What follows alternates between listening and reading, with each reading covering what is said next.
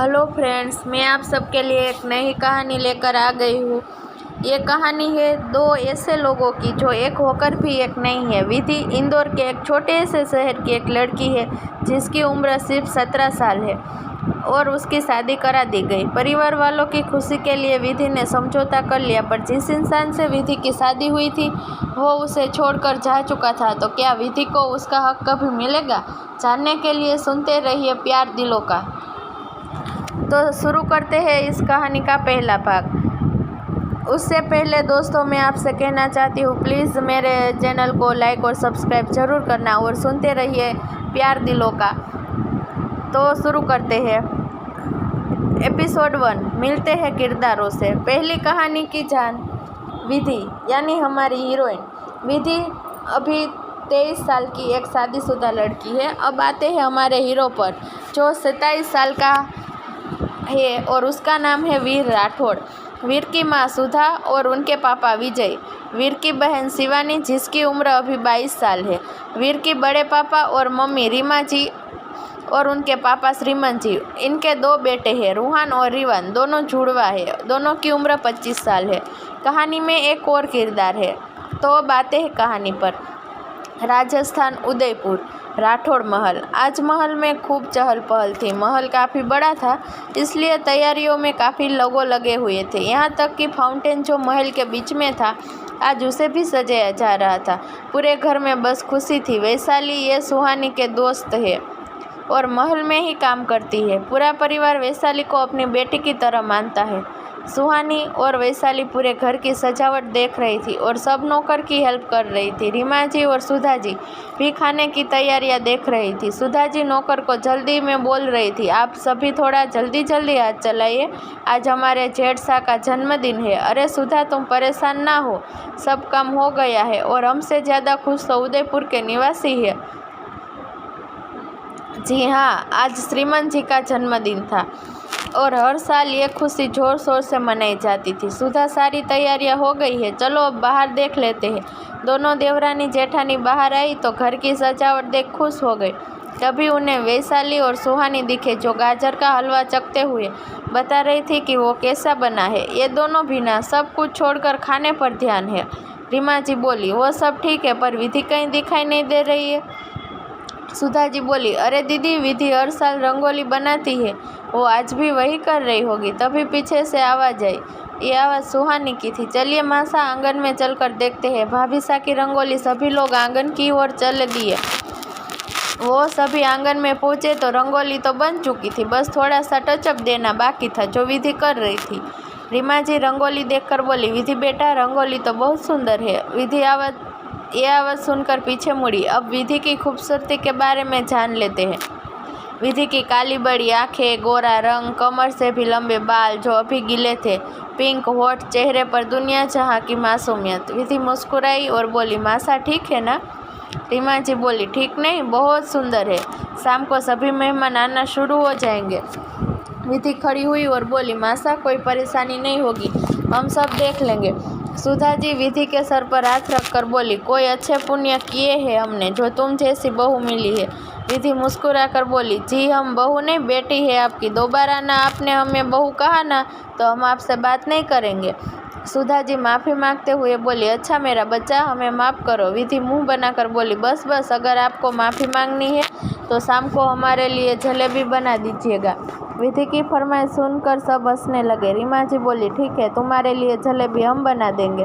विधि खुश होकर बोली, मासा अपना बहुत अच्छी है। अच्छा, अभी हमें बहुत काम है, हम बाबा साहब के लिए कुछ मीठा बना देते हैं।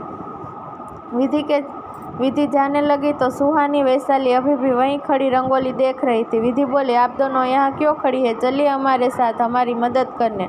विधि दोनों के साथ लेकर चली गई। रीमा जी और सुधा विधि को देख रहे थे। मरून साड़ी, लाल सिंदूर, मंगलसूत्र में विधि एक सुहागन लग रही थी, पर जिसके लिए वो ये सब कर रही थी उसने कभी विधि को देखा भी नहीं था। सुधा जी बोले, दीदी इस बार भी वीर नहीं आया, 7 साल हो गए हैं। वीर ने कभी भी विधि के बारे में जानने की कोशिश भी नहीं की है।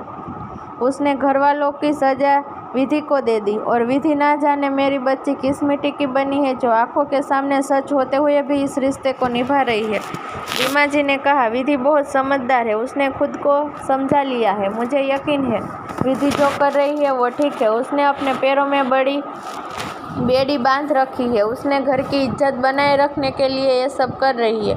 उसके इस परीक्षा का फल उसे भगवान जरूर देंगे। रीमा जी बोली, आज के दिन उदास मत हो, हम कोशिश कर रहे हैं। देखना एक दिन वीर यहाँ जरूर आएगा और विधि को अपनाएगा। काश वो दिन जल्दी आए, सुधा जी ने कहा। रीमा जी और सुधा अंदर गए। हॉल में तैयारियां चल रही थी। विधि, शिवानी, वैशाली तीनों कुछ मीठा बना रहे थे। तैयारियां होते होते शाम हो गई। शाम को मेहमान आना शुरू हो गई। हर जगह जगमगाती लाइट थी। विधि ने राजस्थानी लिबास, लाल सफ़ेद लहंगा, गले में सोने का हार, माथे पर वीर की नाम का सिंदूर सजाया था। शिवानी और वैशाली ने भी राजस्थानी लिबास पहना था। विधि ने बहू का फर्ज निभाते हुए सर पर पल्लू लिया था। विधि के साथ कभी जबरदस्ती नहीं हुई, लेकिन उसने अपनी मर्यादा पता थी, इसलिए वो सर पर पल्लू ले लेती थी। बाकी दिनों में घरवालों के साथ वो उनकी बेटी बनकर रहती थी। श्रीमंत जी, विजय जी के साथ महिलाएं तो सब उन्हें बधाई दे रहे थे। विधि आरती का थाल लेकर रीमा जी को दे दी और रीमा जी ने पूरे आदर सम्मान के साथ उनका टीका किया और उनके पैर छुए। सभी श्रीमंत जी को बधाई और गिफ्ट दे रहे थे।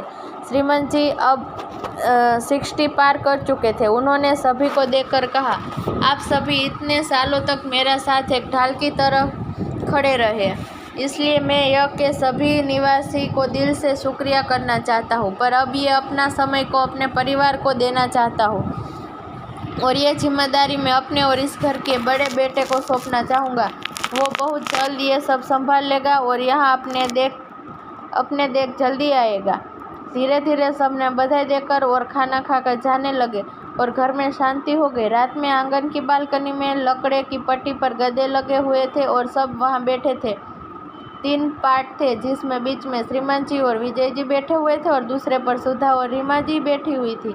विजय जी बोले, भाई साहब, आपने सबके सामने कह तो दिया, पर वीर यहाँ आना ही नहीं चाहता। मुझे लगता है हमें यह गद्दी रूहान और रीवान को सौंपना चाहिए। श्रीमंत जी बात को रोककर बोले, नहीं विजय, इस परिवार की यही परंपरा रही है और वीर इस घर का बड़ा बेटा है, उसे अपनी जिम्मेदारी समझनी होगी।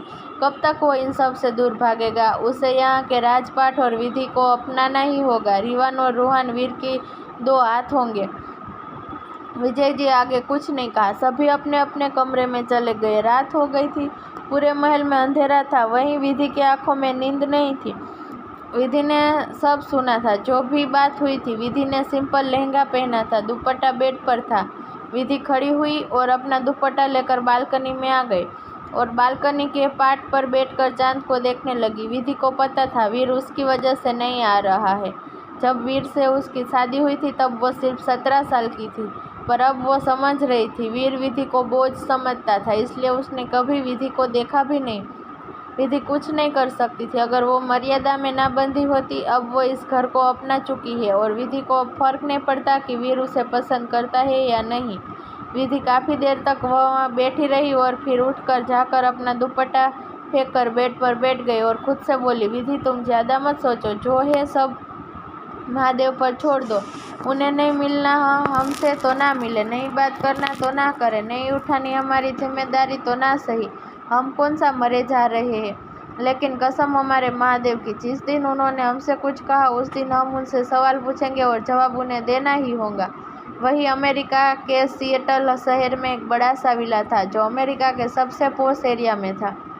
बड़े से हॉल में 4 लोग बैठे हुए थे। जी हाँ, रीवान, रूहान, वीर, अर्जुन, ये चारों साथ में ही रहते थे। अर्जुन तीनों का दोस्त था और वीर का असिस्टेंट भी, जो अब इन तीनों के साथ ही रहता था।